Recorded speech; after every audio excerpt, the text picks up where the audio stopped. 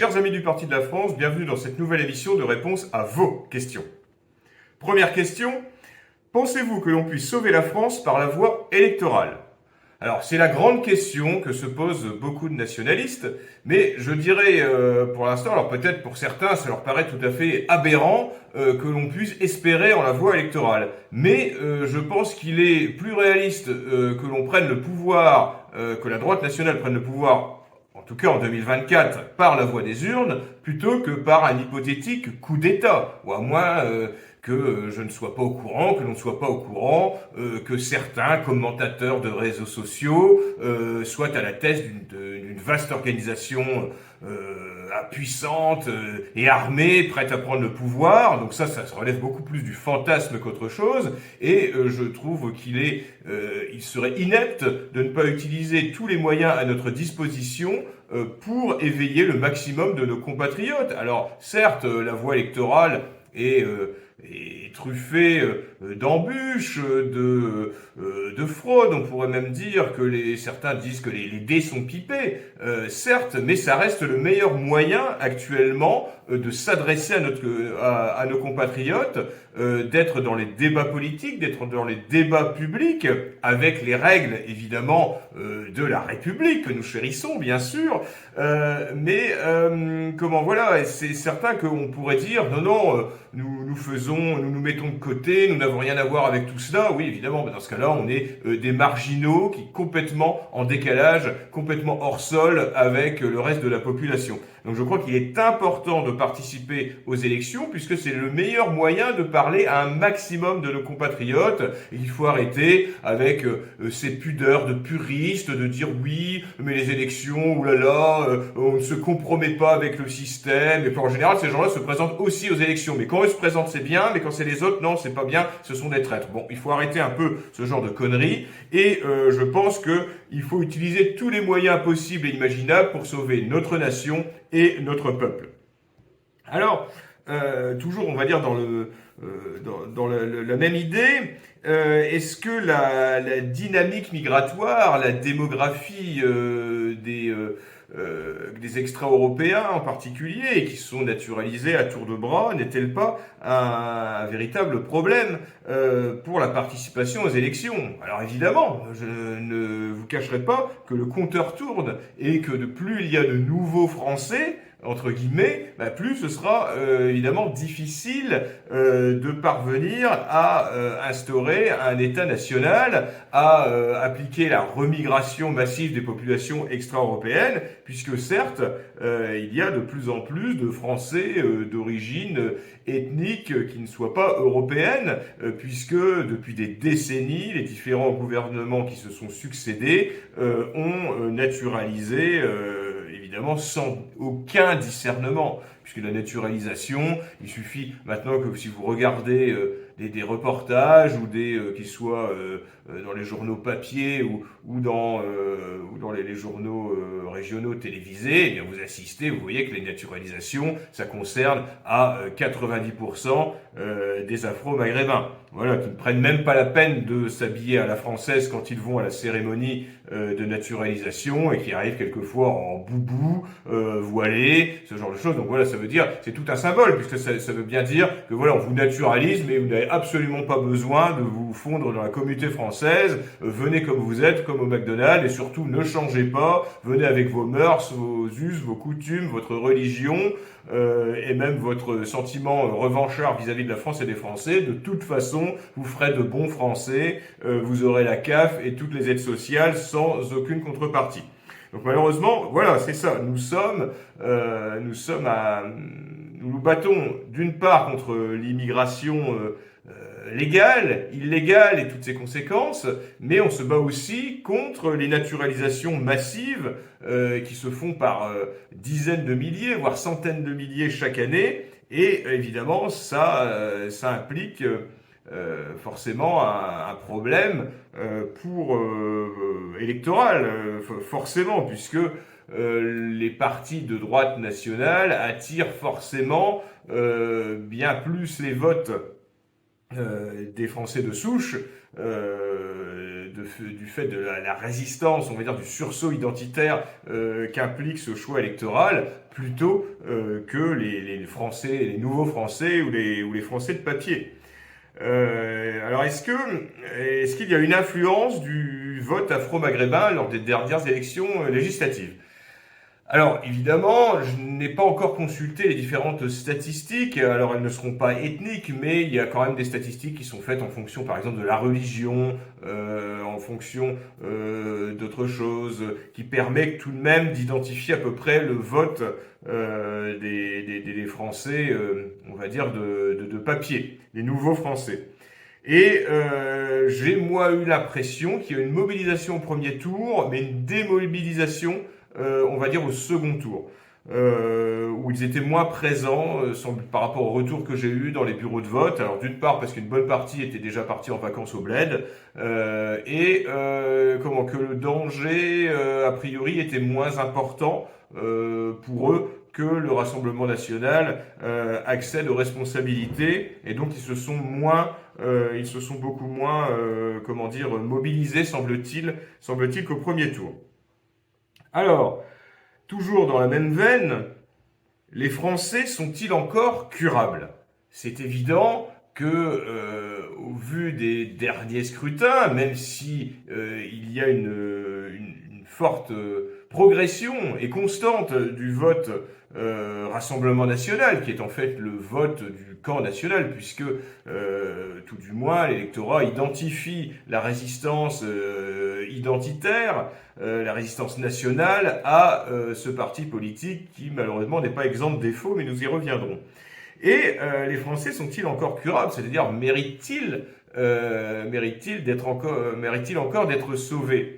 C'est évident qu'ils sont désespérants, puisque pour un certain nombre d'entre eux, le pire, c'est qu'ils sont d'accord avec les propositions de la droite nationale, mais n'arrivent pas à transformer en geste politique et électoral cet accord. Pourquoi? Parce qu'ils sont tétanisés par une sorte de rouleau compresseur médiatico-politique qui voudrait les faire passer pour des parias, les faire passer pour d'ignobles racistes si ils apportent leur suffrage à Monsieur Bardella et au Rassemblement national. Alors, c'est vrai que c'est désespérant de se dire que les gens préfèrent continuer à ce qu'on égorge leurs enfants plutôt qu'ils soient soupçonnés de racisme, parce qu'en fait c'est ça, c'est-à-dire ils n'ont même pas le courage de mettre de manière anonyme, enfin ils ne sont pas suffisamment nombreux à avoir le courage de mettre un bulletin dans une enveloppe de façon anonyme derrière un isoloir, un bulletin qui permettrait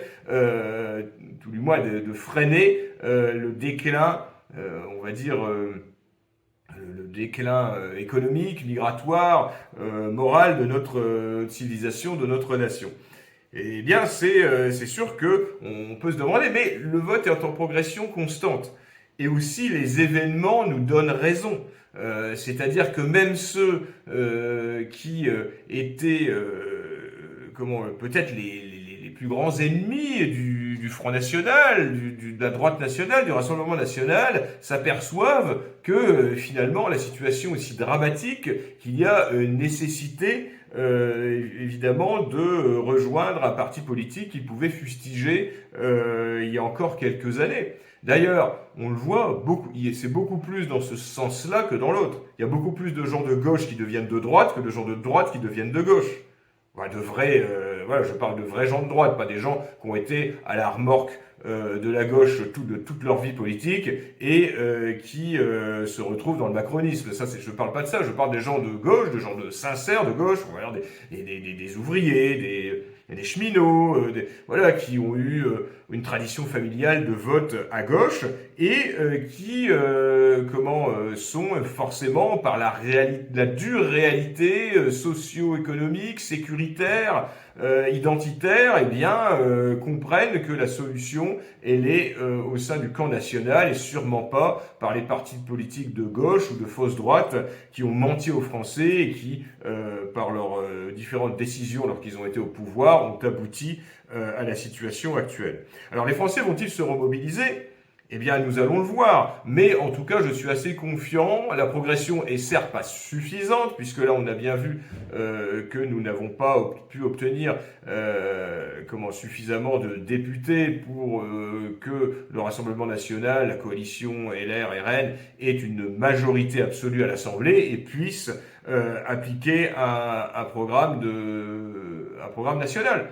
Eh bien, mais en attendant, le Rassemblement national a presque doublé le nombre de ses députés. Ce n'est pas non plus un échec. C'est-à-dire que le Rassemblement national n'a pas stagné, le Rassemblement national n'a pas baissé en nombre de voix, bien au contraire. Donc voilà, c'est une lente progression et on espère que les Français vont vite se réveiller. Ceux qui n'ont pas encore compris, ceux qui ne sont pas encore les plus lucides, eh bien il faut souhaiter qu'ils se remobilisent et c'est pour ça qu'il faut œuvrer en ce sens plutôt que de dire, comme certains défaitistes, que tout est foutu, que le militantisme ça sert à rien, que le vote ça sert à rien, et puis il vaut mieux rester chez soi, et puis il vaut mieux se lamenter, critiquer tout le monde, ne rien faire. C'est sûr que c'est très confortable plutôt que d'aller au charbon. Alors, le Rassemblement national va-t-il encore aller plus loin dans la dédiabolisation ? Eh bien oui, puisqu'ils l'ont dit, ils l'ont annoncé, en particulier Monsieur Alliot, la Bavolève. D'ailleurs, c'est tout ce qu'il a toujours fait de manière la plus efficace au Rassemblement national. Monsieur Alliot, ça a été de purger. Voilà, lui, c'est le fanatique des purges staliniennes. Alors, il n'y a pas que lui, il y en a d'autres. Marine Le Pen est une grande femme, c'est-à-dire une grande fan de ce genre de choses. C'est-à-dire, on va purger, on va couper des têtes, ça. Alors ça, il n'y a pas de souci, ça, ils sont efficaces là-dessus, ils savent le faire. C'est-à-dire détruire des fédérations, renvoyer des gens. Ça, ils y prennent même un certain plaisir. Je dirais presque un plaisir intime de faire ce genre de choses, de couper les têtes qui dépassent. Et donc voilà, on a pu aboutir à cela. On a vu tout l'amateurisme d'un certain nombre de candidats, de centaines de candidats du Rassemblement national, puisque depuis de nombreuses années, malheureusement, le Rassemblement national n'a absolument pas privilégié l'implantation locale. Le Rassemblement national a purgé, évidemment, de tout ce qui ressemblait de près ou de loin à un nationaliste. Là, on en est à parler de purge de simples personnes qui ont mis en doute et été relativement sceptiques sur le patriotisme des binationaux. Enfin voilà, on arrive à une dédiabolisation tellement obsessionnelle, tellement à ce point ridicule que on se dit qu'un cadre du Rassemblement national doit quasiment se taire en permanence pour éviter de dire quelque chose qui puisse le faire ressembler en fait à un cadre de droite nationale, du camp national. Voilà. Il faut surtout se taire sur tous les sujets. Bientôt, remettre en cause quasiment l'immigration sera considéré comme comme matière à être excommuniée du Rassemblement national. Donc c'est devenu totalement hallucinant. Sachant qu'en plus, plus le Rassemblement national progresse, plus l'électorat se radicalise. C'est-à-dire que l'électorat, de tout ce que reproche le Rassemblement national à ses candidats, mais en fait, c'est pas le Rassemblement national à l'origine qui reproche ça, c'est que le Rassemblement national se couche devant des journalistes de gauche, des salles gauchistes de journalistes, qui haïssent le camp national et qui disent « Regardez, là, ce candidat, regardez ce qu'il a dit sur l'immigration, il y a 25 ans, il a dit ça au détour d'une interview, ou alors il a dit ça sur les réseaux sociaux il y a 15 ans, regardez le tweet qu'il a fait, il a dit qu'il y avait trop d'Arabes en France. » Non mais imaginez, et là, que fait le Rassemblement national? Plutôt que de dire à ces journalistes « Mais oui, et alors ?» Question suivante. Que voulez-vous que le journaliste dise? « Mais vous soutenez... » Oui, je soutiens tous mes candidats, tout ce qu'ils ont pu déclarer, tout ce qu'ils ont pu faire. Voilà. Maintenant, question suivante. Vous avez autre chose? Non? Vous n'avez rien d'autre? Merci monsieur, au revoir. Vous dites ça, c'est terminé, la diabolisation n'existe plus. C'est uniquement parce que les dirigeants du Rassemblement national se couchent lamentablement devant de sales journalistes gauchistes qui décident, c'est eux qui décident quasiment qu'on va virer tel ou tel candidat. Mais ça suffit. Quand bien même un candidat a un peu exagéré ou a tenu des propos complètement débiles ou outranciers ou ce genre de choses, ça se règle en interne, après l'élection, pas pendant. Le principe quand on est des dirigeants responsables d'un parti politique, en particulier de droite nationale, on soutient ses militants, on soutient ses candidats, on ne se livre pas à la vindicte sans même se renseigner ou quoi que ce soit. Il suffit qu'un journaliste dise, sans que ce soit vérifié, votre candidat a dit ça, pour qu'immédiatement Marine Le Pen écume en disant mais on va le virer, voilà. Enfin, vous voyez, cette femme est folle, cette femme joue contre son camp. Alors, dans la dédiabolisation, oui, on va assister à ça. Et donc, je vous parlais de l'amateurisme. Mais où sont passés, en fait, ils ont fui le Rassemblement national parce qu'ils ont été mis dehors. Où sont passés tous les cadres? Eh bien, ils sont aussi allés à Reconquête. C'est-à-dire que Reconquête avait énormément de cas, de candidats tout à fait valables. Le Parti de la France également aurait pu fournir plusieurs dizaines de candidats qui n'auraient pas fui les débats, plusieurs dizaines de candidats qui auraient véritablement fait campagne, qui auraient accepté que leur photo soit sur l'affiche, qui ne se seraient pas présentés sous leur deuxième prénom. Imaginez que le Rassemblement national arrive à faire des scores tout de même que la droite nationale n'a jamais fait jusqu'alors, et qu'il en est à un point de manque de cadres, de candidats valables, qui est l'équivalent du Front National du début des années 80, je dirais. Et encore, c'est quand même incroyable. Et tout cela, c'est un amateurisme total, une volonté de ne pas privilégier l'implantation territoriale et la formation de ses propres militants, pour en faire de véritables candidats qui soient capables d'aller devant les médias, d'aller au contact des électeurs, pour dire, voyez, je peux être votre député et je ne suis sûrement pas moins compétent que le député sortant ou que les autres candidats. Et là, évidemment, ça a été flagrant, parce que c'était pas juste quelques candidats par-ci par-là, mais il y en a eu des dizaines, des centaines. C'est absolument lamentable pour un parti politique qui touche autant de subventions publiques que le Rassemblement national de ne pas être arrivé, quand on dit qu'on avait un plan Matignon, à présenter des candidats crédibles. Et je ne jette pas la pierre, bien sûr, à ces candidats. C'est des gens pour certains, qu'on a juste été chercher, qui n'ont rien demandé à personne, et qui se sont retrouvés candidats à la députation, propulsés là, on va dire presque par hasard, avec des scores à 30 ou 40%, voire 45%, qui se retrouvaient quasiment tous au deuxième tour, et qui n'étaient pas du tout préparés à ce genre de situation électorale et politique. Alors, notre question, un autre internaute me demande si la ligne politique du Rassemblement national n'aurait pas plutôt intérêt à se rapprocher de celle du Front national, canal historique. Ben écoutez, nous, c'est ce qu'on a toujours dit au Parti de la France. Nous pensons que le Rassemblement national ferait le même score s'il était resté dans la ligne politique de droite nationale traditionnelle de Jean-Marie Le Pen.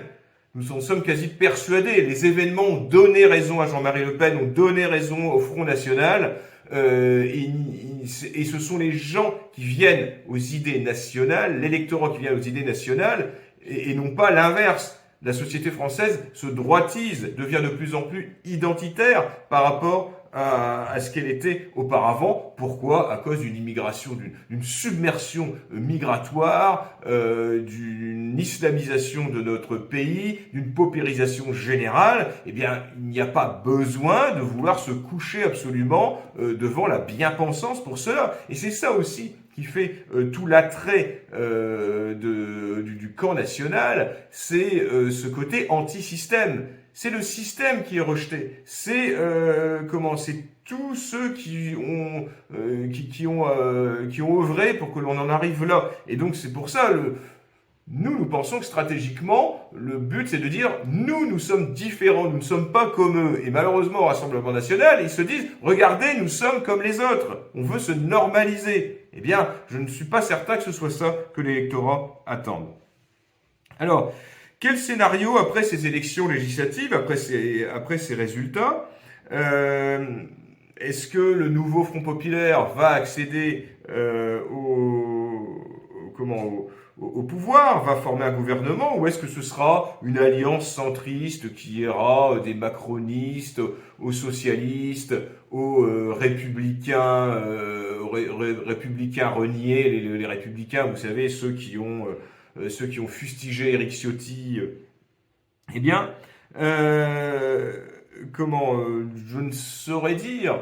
Tout ce que je peux vous dire, c'est qu'on rentre dans une période de grande instabilité gouvernementale, que nous allons avoir sûrement des gouvernements qui vont sauter, et c'est bien pour ça que ça ne se précipite pas. Alors déjà, il faut arriver, ne serait-ce qu'à se mettre d'accord sur un Premier ministre, sur un gouvernement, combien il y en aura de tel ou tel, quand on va compter chacun ses députés pour savoir si on aura une majorité relative, absolue, enfin absolue, je parle avec des alliances de circonstances. Donc on va arriver dans une grande instabilité de type 4e République, avec le risque, en fait, c'est que la France soit ingouvernable. Alors, qui va-t-on avoir? Je pense qu'aucun leader politique qui a une ambition pour 2027 ne voudra se risquer à être Premier ministre. Parce que si vous restez Premier ministre, vous pouvez rester 15 jours. C'est-à-dire que vous pouvez vous prendre une motion de censure en pleine gueule au bout de 15 jours et votre gouvernement doit être obligé de démissionner. Donc, je pense qu'on ne va pas avoir de grosses têtes d'affiche qui vont accepter d'être Premier ministre. Donc, on va essayer de nous dénicher des fusibles, d'illustres inconnus. Alors, on parle de Madame Bello, une réunionnaise. On parle de Monsieur Vallaud, le mari de Madame Belkacem. On parle aussi de François Hollande. On parle aussi du dinosaure centriste François Bayrou, ce genre de choses. Eux, ils vont y aller, ils n'ont rien à perdre. Ils peuvent se griller. Là n'est pas la question. Ils n'ont pas d'ambition réelle pour 2027. Mais tous ceux qui ont une ambition pour 2027 ne voudront pas y aller parce que ce sera tellement fragile comme poste, comme gouvernement, qu'à la moindre contrariété, il sera tout à fait possible de faire voter une motion de censure contre ce gouvernement. Donc les gouvernements risquent de sauter les uns après les autres, comme ça se faisait sous la 4e République. Donc nous allons voir cela, mais ce qui est certain, c'est que tout cela ne va pas avantager les Français. Alors d'un autre côté, il va y avoir un grand immobilisme, puisque peu de risques politiques seront pris pendant cette période, donc un grand immobilisme et sûrement moins de mesures, on va dire, nocives et polémiques qui pourraient entraîner la censure du gouvernement. Mais en attendant, rien ne sera réglé. Il n'y aura pas non plus de mesures qui seront prises en faveur du pouvoir d'achat des Français, en faveur de la sécurité, en faveur de la lutte contre l'immigration. Donc on peut s'attendre à une instabilité politique et un grand immobilisme de gouvernement. Alors, est-ce que la proportionnelle pourrait régler cela? Eh bien, en fait, de manière paradoxale, l'instabilité de la 4e République était due à justement la proportionnelle. C'est-à-dire que vu qu'aucun parti n'avait de majorité absolue, il était nécessaire de faire des coalitions, des alliances politiques, de circonstances entre des partis qui n'avaient pas forcément grand-chose en commun, comme là qui va se passer, alors que c'était un scrutin à la proportionnelle. Et là, avec un scrutin aux législatives à 2 tours, les partis se retrouvent dans la même situation. Mais pourquoi aussi? Pourquoi? Parce qu'il y a eu une volonté de s'unir entre partis politiques, donc entre le premier et le deuxième tour, avec des désistements, et une volonté de s'unir de telle façon à ce que le Rassemblement national n'ait pas de majorité absolue, ce qu'il aurait sûrement eu s'il n'y avait pas eu, s'il y avait eu beaucoup plus de triangulaires et moins de duels avec le retrait de candidats, c'est-à-dire que des communistes de Mélenchon jusqu'à la droite cuck de Xavier Bertrand, eh bien tous ces gens-là se sont arrangés pour qu'il n'y ait presque partout qu'un seul candidat face au Rassemblement national pour l'empêcher d'avoir trop de députés et d'avoir une majorité à l'Assemblée nationale. Donc voilà, on se retrouve, c'est que ces gens-là qui se sont alliés contre le Rassemblement national se retrouvent aujourd'hui, pas non plus quand même alliés à l'Assemblée nationale, puisque il est quand même assez difficile de trouver un programme commun, à part le fait d'être anti-RN, entre monsieur Wauquiez et monsieur Mélenchon, même s'il n'est pas élu, ou je dirais Clémentine Autain. Donc c'est très compliqué, forcément. Après avoir empêché le RN d'accéder aux responsabilités, eh bien maintenant, ils sont très embêtés pour former un gouvernement. Donc la proportionnelle serait forcément le scrutin le plus juste, puisque les partis politiques obtiendraient suffisamment, le nombre d'élus conforme au nombre de votes, puisque là on a vu que le Rassemblement national a obtenu plus de 10 millions de voix, et ce n'est pas pour cela qu'il a une majorité à l'Assemblée nationale.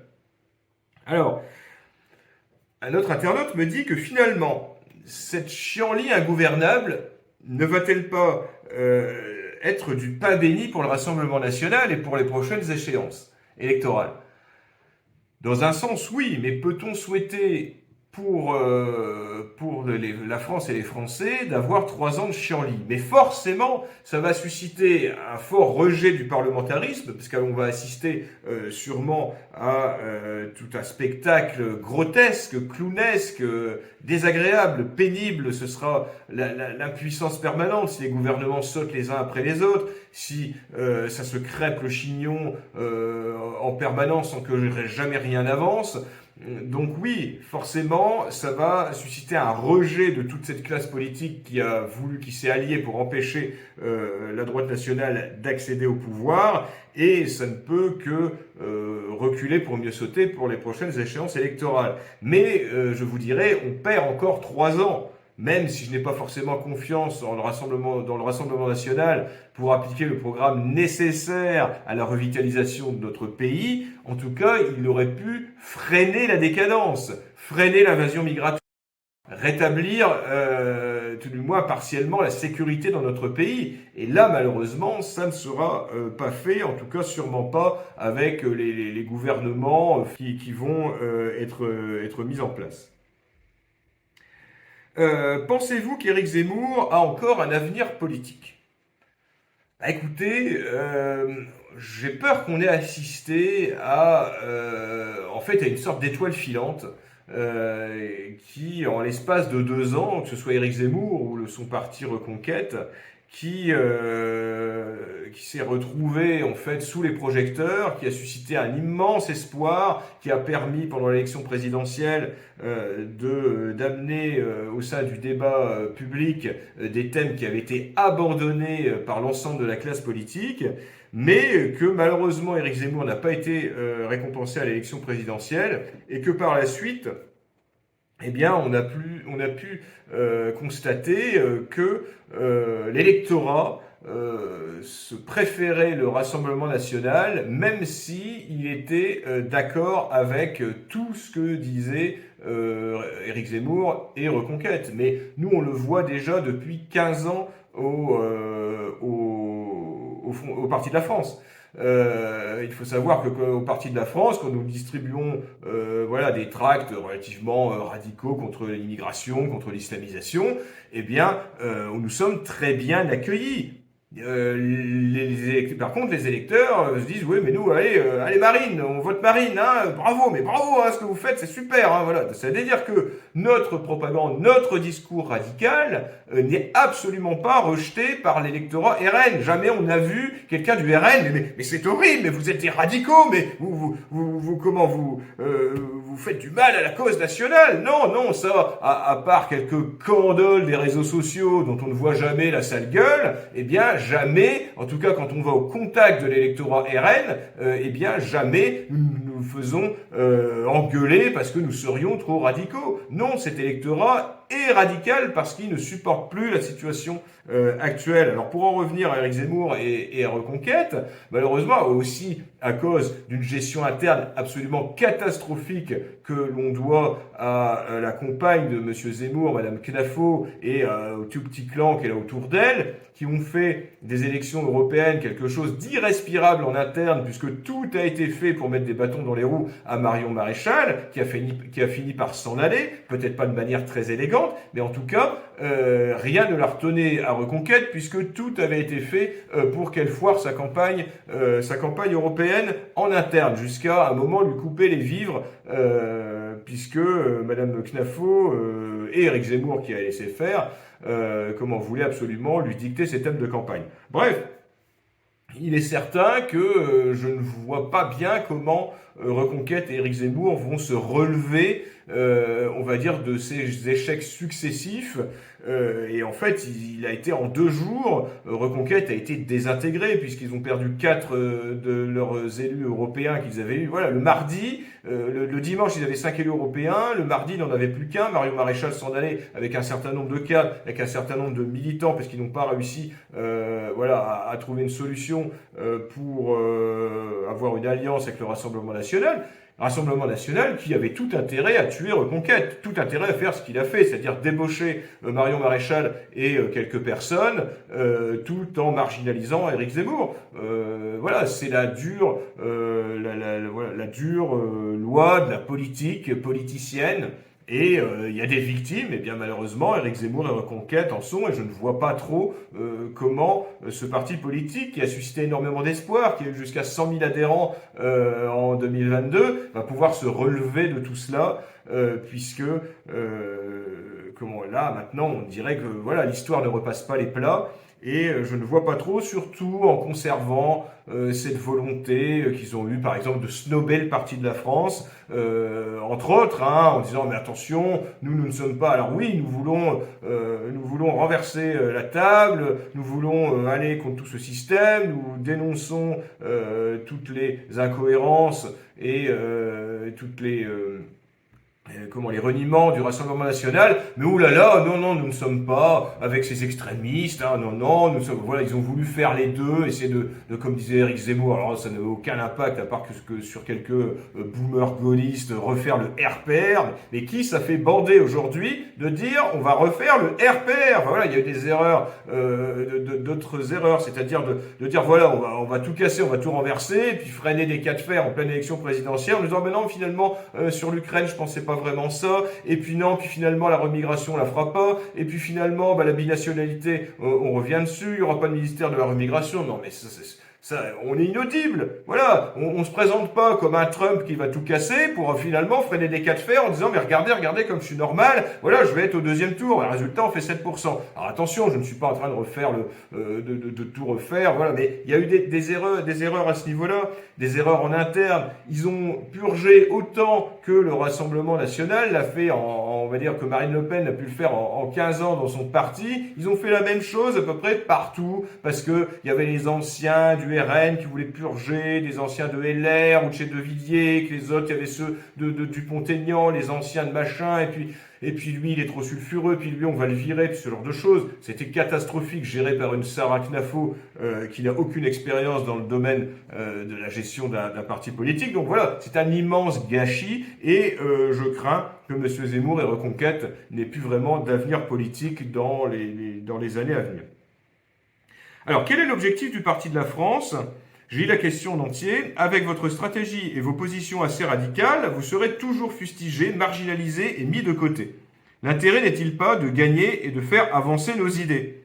Alors, oui, certes, l'intérêt n'est-il pas de gagner et de faire avancer nos idées, mais enfin, encore faut-il que nos idées soient représentées par le parti qui va gagner. Parce que gagner pour gagner, en ayant tout renié avant même d'être élu, je ne vois pas l'intérêt. Si c'est pour faire du macronisme vaguement souverainiste, vaguement patriote, je ne vois pas l'intérêt. L'intérêt, c'est de sauver notre civilisation, c'est de sauvegarder notre identité, qui est gravement menacée dans un pays submergé par l'immigration afro-maghrébine.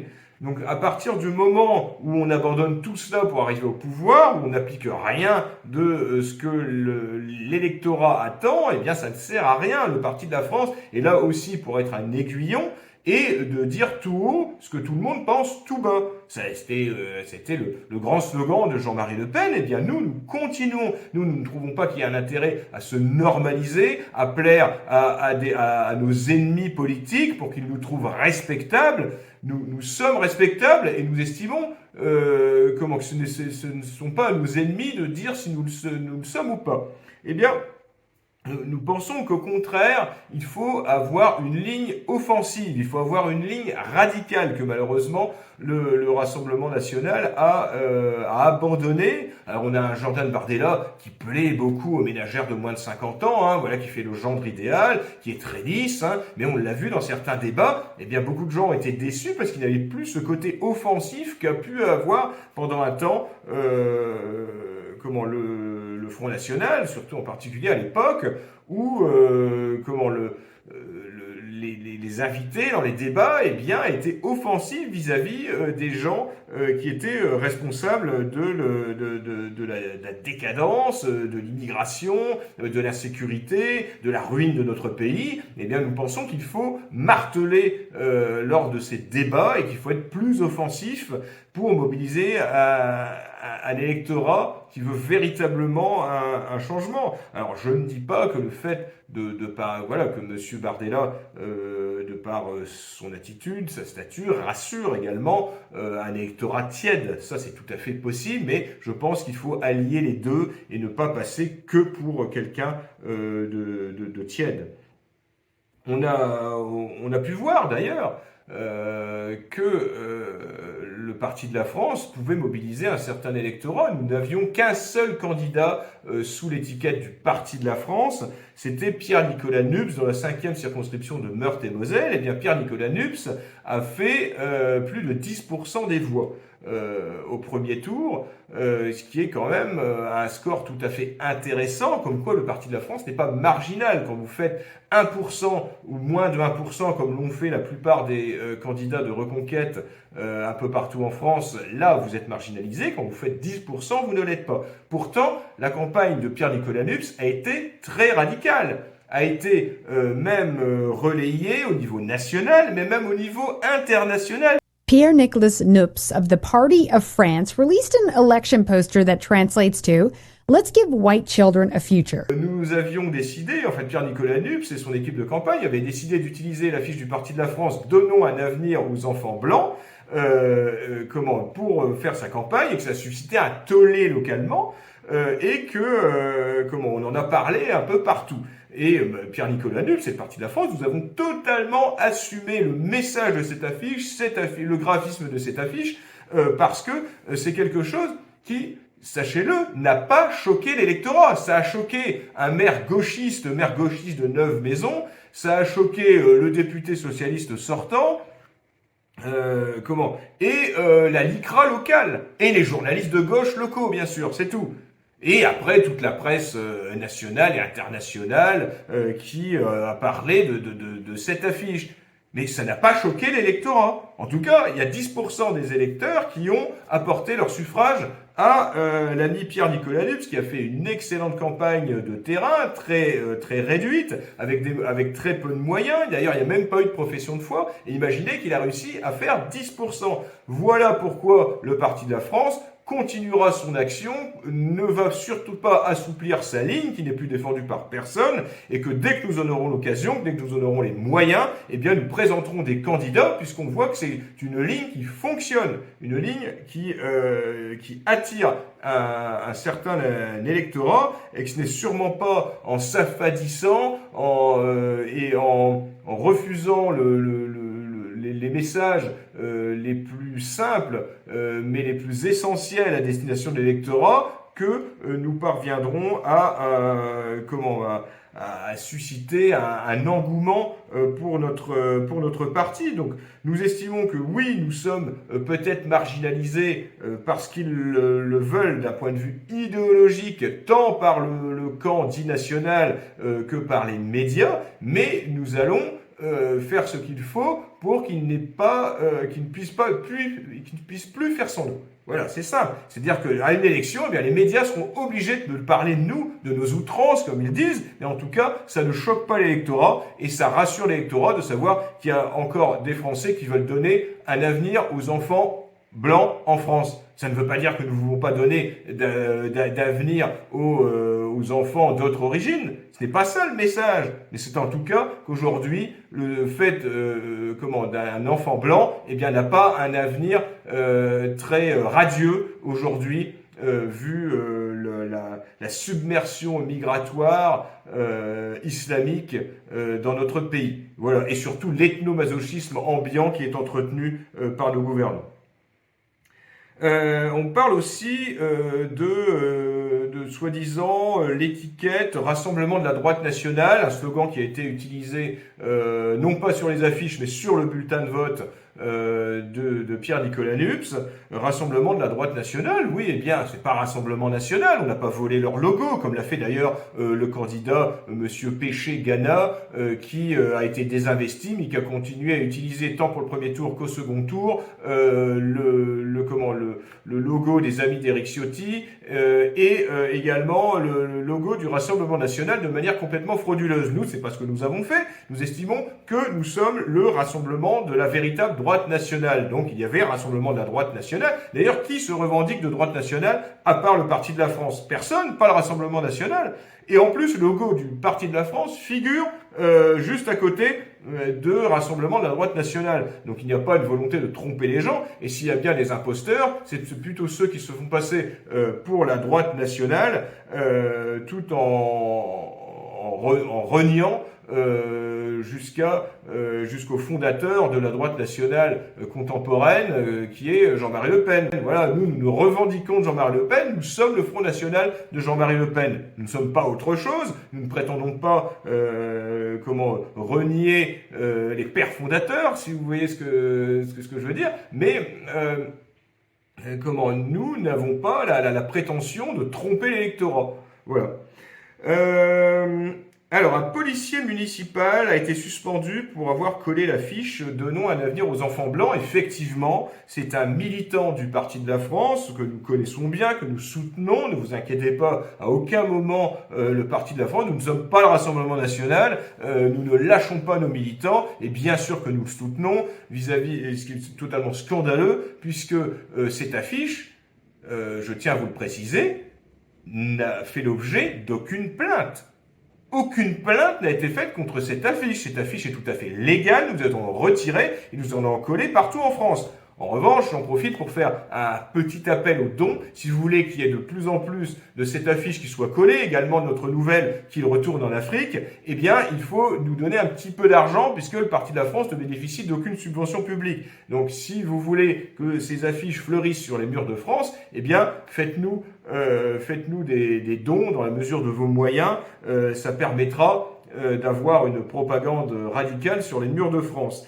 Donc je rappelle que cette affiche n'a fait l'objet d'aucune plainte, qu'une simple enquête administrative par rapport au collage de ces affiches a été demandée par le procureur de Nancy, il me semble, et que même Pierre-Nicolas Nupes n'a même pas été interrogé. Donc c'est dire l'enquête, ils ont juste constaté que ces affiches avaient été collées, mais elles sont tout à fait légales. Il faudra avoir un esprit complètement tordu pour dire que ces affiches enfreignent la moindre loi ou soit discriminatoire vis-à-vis de quiconque. C'est n'importe quoi, c'est seulement de l'idéologie. Et donc le maire qui a suspendu le policier municipal qui se trouve être l'un de nos militants, eh bien, est gravement dans l'erreur. Et il pourra sûrement être condamné à des dommages et intérêts pour suspension abusive. Nous verrons par la suite, nous verrons quelle suite judiciaire nous donnerons à tout cela. Mais pour l'instant, il est quand même,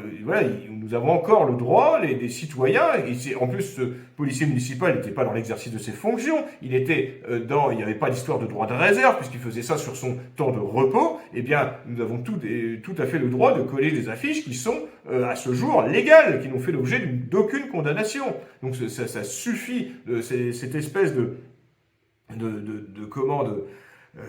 d'attaque systématique de politique en utilisant des moyens scandaleux contre des citoyens qui ne font qu'exercer leur liberté d'opinion, n'en déplaise à tous les gauchistes et toutes les licras de France. Pensez-vous candidater pour 2027 ? Eh bien, je serais tenté de vous dire, pourquoi pas ?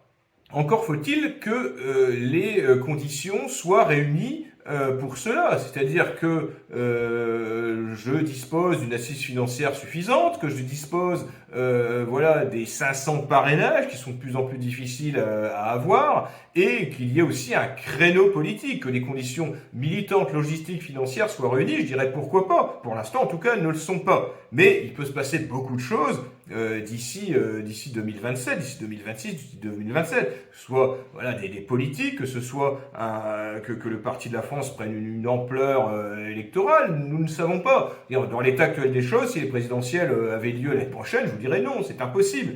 Nous l'avons toujours dit, il est hors de question au Parti de la France de faire semblant. C'est-à-dire que je ne me lancerai pas dans une candidature présidentielle si nous n'avons pas toutes les chances de parvenir à être candidat. Si c'est juste pour dire, faire le malin devant 50 militants, de dire voilà, ça y est, je suis candidat à la présidentielle, de faire semblant, de faire comme si, non, on n'a pas, au Parti de la France, on ne prend pas les gens qui ont espoir en nous pour des imbéciles. Et donc, si nous n'avons pas les moyens de présenter un candidat, qu'il soit, comme je vous disais, qu'il soit logistique, militant, humain et financier, eh bien, nous ne nous présenterons pas. En revanche, si nous avons la possibilité, eh bien, je dirais, pourquoi pas faire entendre une voix de droite nationale qui se soit... Mais voilà, ce serait dans l'optique d'obtenir les parrainages et pas de faire semblant de les chercher, d'en avoir 0 ou 1 ou 2, juste pour faire le malin en disant voilà, j'ai été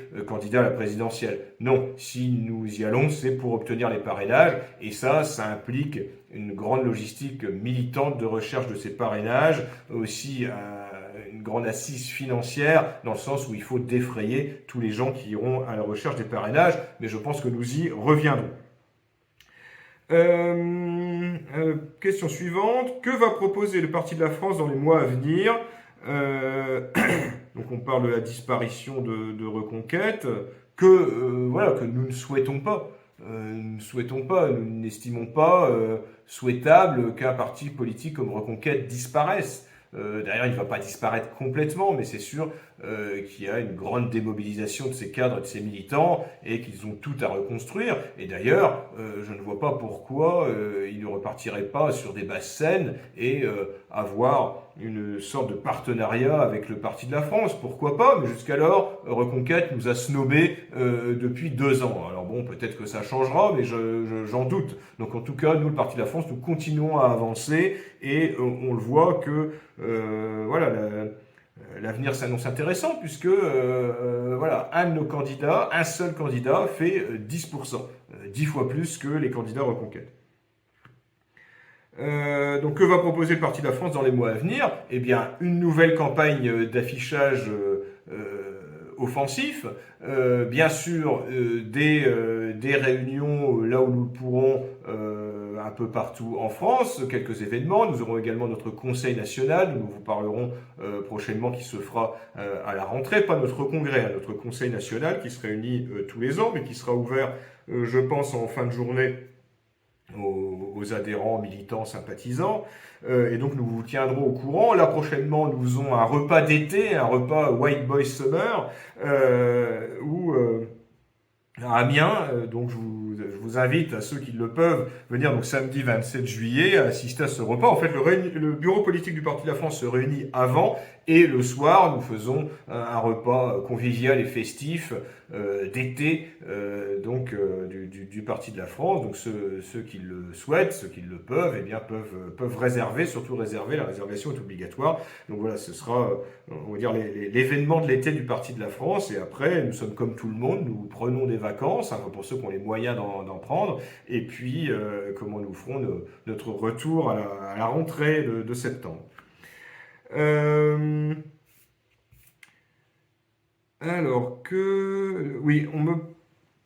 m'a posé une question sur ces artistes, ces sportifs, ces influenceurs qui se sont dressés lors de ces élections législatives contre le Rassemblement national. Est-ce que je m'en inquiète ? Je dirais que non, parce que ces gens vont dans le sens du vent et qui en fait n'ont pas de conviction. Ce sont pour la plupart, à part certains, mais pour la plupart ce sont des opportunistes Et ce sont des gens qui seront capables de faire la même propagande, mais dans le sens inverse, s'ils voient que le vent tourne. Et concernant certains voilà, radicaux de gauche dans les artistes hein, ou dans les influenceurs, eh bien, ces gens-là se retrouveront forcément en difficulté. Pourquoi? Puisqu'ils seront plus subventionnés. Donc ça, évidemment, pour eux, c'est une question de vie ou de mort. C'est-à-dire que le jour où la droite, le camp national arrive au pouvoir, eh bien, ils vont devoir soit avoir un véritable public pour gagner de l'argent, ou soit trouver un vrai travail. Mais ils ne pourront plus passer leur temps à faire des œuvres de merde, à chier sur les Français et à toucher les subventions publiques. Ça, ce sera terminé. Donc forcément, pour eux, c'est une lutte à mort contre la droite nationale. Mais je ne m'inquiète pas, de ces gens-là. Ce sont loin d'être des gens très courageux et la plupart eh bien, courberont les chines quand le pouvoir changera de camp. Alors, quelle est la position du Parti de la France vis-à-vis du MEDEF et de son immigrationnisme pour la main-d'œuvre à bas coût? Eh bien, je vous dirais que c'est un peu pareil que les artistes. En disant que le MEDEF, les patrons, le grand patronat, si je puis dire, va profiter de toutes les failles, de toutes les niches que le monde politique va lui laisser. C'est-à-dire que à partir du moment où on va leur laisser la possibilité d'employer de la main-d'œuvre étrangère, voire arriver illégalement en France pour faire baisser les salaires, eh bien ils vont le faire. En revanche, si ils se prennent des condamnations et des amendes énormes, dissuasives, s'ils emploient des étrangers plutôt que des Français, eh bien qu'est-ce qu'ils vont faire? Ils vont employer des Français. Voilà, c'est que nous ne sommes absolument pas comme des communistes, des marxistes qui veulent pendre les patrons ou quoi que ce soit, mais l'intérêt général prime sur leur intérêt personnel et économique. C'est-à-dire que nous sommes pour une économie libérale dans un cadre national, une économie régulée en fonction des intérêts de la nation et en fonction des intérêts du peuple français. Donc il ne s'agira pas de faire du grand n'importe quoi, de l'ultralibéralisme laissant la possibilité de tout faire. Non, il s'agira de mettre en place un cadre économique qui en finit avec cette société néo-communiste, néo-socialiste, où les dépenses publiques, où l'assistanat généralisé plombe complètement notre économie, mais où on ne pourra pas faire non plus absolument n'importe quoi, puisque il y a les intérêts de la nation et les intérêts du peuple français qui priment, et l'objectif sera de rendre un travail à chaque Français, de donner un travail, un cadre qui donne un travail à chaque Français, et de laisser aux Français la possibilité de prospérer, la possibilité de s'enrichir par leur travail. Car aujourd'hui, ce n'est plus le cas. Aujourd'hui, ce n'est plus le cas, puisque dès que vous commencez à gagner une certaine somme d'argent, vous êtes écrasé de taxes. Ça va jusqu'à 60% de vos revenus qui sont volés par l'État à partir du moment où vous touchez plus d'une certaine somme par an. Ce qui n'entraîne absolument pas une émulation, on va dire, au niveau de l'entrepreneuriat, puisque quand vous savez que vous allez être écrasé de charges, puisque vous serez considéré comme un salaud de riche dès que vous allez dépasser une certaine tranche, eh bien, soit vous vous exilez fiscalement, ou soit vous levez le pied en disant, de toute façon, à quoi bon essayer de prospérer, puisque de toute façon, l'État nous volera tout pour entretenir les immigrés et les cas sociaux. En gros, c'est ça, je résume. Mais voilà, pour entretenir la gabegie d'État, eh bien, on prend l'argent des gens les plus productifs en France. Alors, les dernières questions. Si le Parti de la France accédait au pouvoir, quelle serait votre politique diplomatique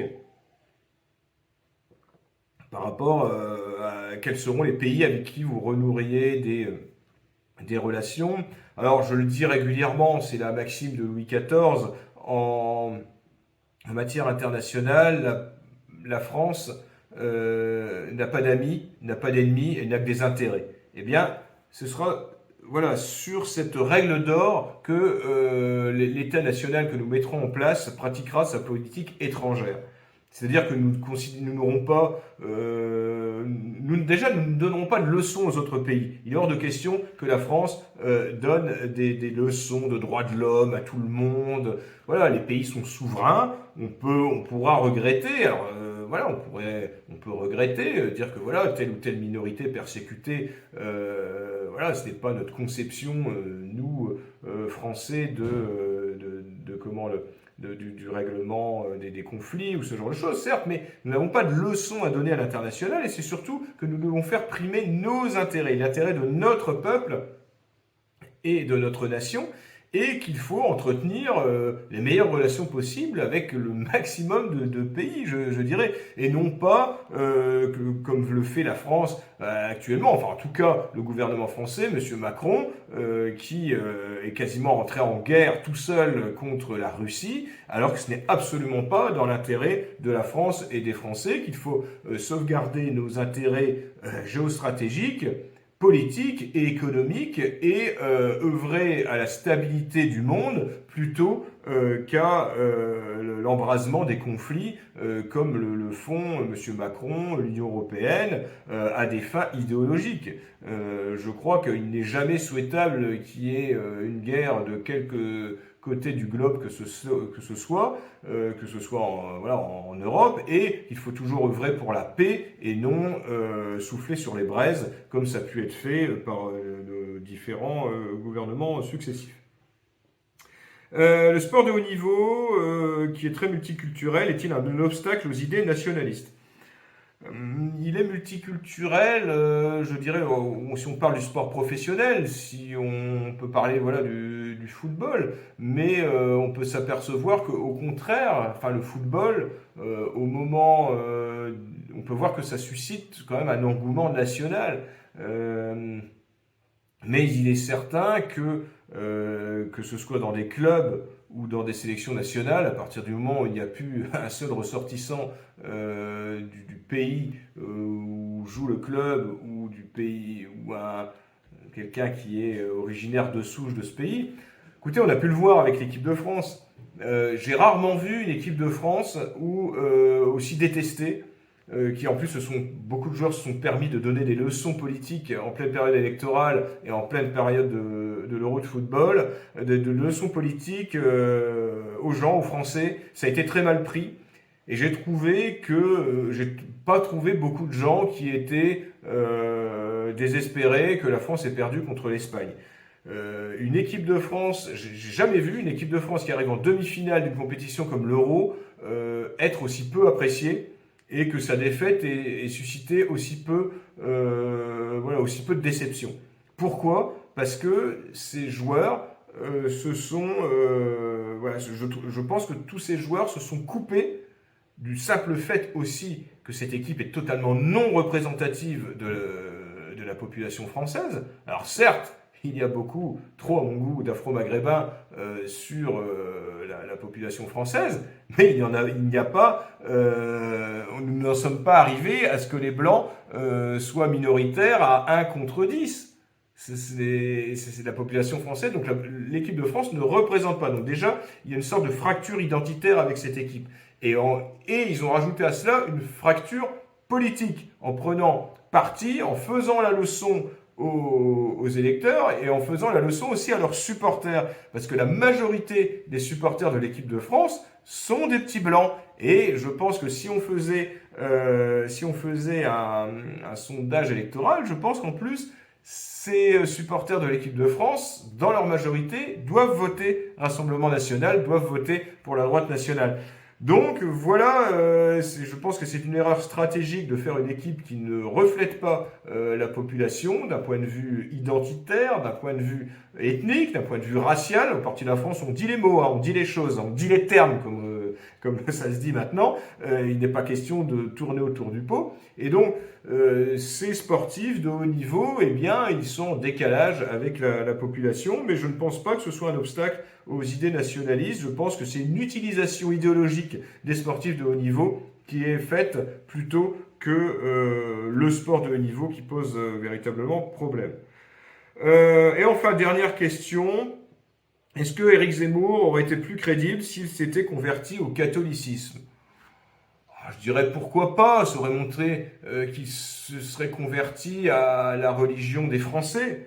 Mais je pense que les esprits chagrins se seraient empressés de le traiter de marane. Voilà, vous savez, ceux qui disent Zemmour est juif, Zemmour est juif, Zemmour est juif, eh bien serait converti. Eh bien, ils auraient dit, mais c'est un marane, il nous trompe, il fait semblant d'être catholique. Donc voilà, si c'est pour satisfaire quelques antisémites monomaniaques, eh bien, je pense que la conversion d'Éric Zemmour n'aurait servi à rien, n'aurait pas servi à grand-chose, puisque voilà, tous les tarés monomaniaques auraient dit qu'il a fait ça pour mieux tromper les Français. Ah, voilà, bon, bref. Éric Zemmour est juif, il ne le cache pas. Il l'a bien démontré, malheureusement, lors de l'embrasement du conflit israélo-palestinien. À un moment, on a même cru qu'il était candidat à la Knesset et non plus candidat en France. Donc ça, c'était tout à fait dommageable. Mais bon, voilà, c'était pour moi une erreur stratégique internationale. Mais voilà, Éric Zemmour, oui, est juif, on le savait depuis le début. Et ce n'est pas pour cela qu'il n'était pas un candidat crédible en 2022. Voilà, bah écoutez, je pense que nous nous retrouverons à la rentrée pour une nouvelle série de questions. En attendant, restez à l'écoute sur nos réseaux sociaux, puisque nous ne partons pas en vacances, nous ne comptons pas tout, nous serons peut-être un petit peu moins actifs, mais en tout cas, nous continuerons à réagir à l'actualité politique, peut-être au futur gouvernement improbable qui va sortir du chapeau. Nous verrons bien, mais en tout cas, vous pouvez compter sur le Parti de la France pour continuer à défendre la France et les Français de manière radicale et surtout sans aucun compromis, sans aucune compromission, comme peuvent le faire malheureusement d'autres, on va dire, mouvements du camp national. Je pense particulièrement au Rassemblement national qui va passer ses vacances à purger une nouvelle fois son parti, alors qu'il ferait mieux de rassembler leur propre camp pour espérer une victoire prochaine. Je vous dis à bientôt, au revoir.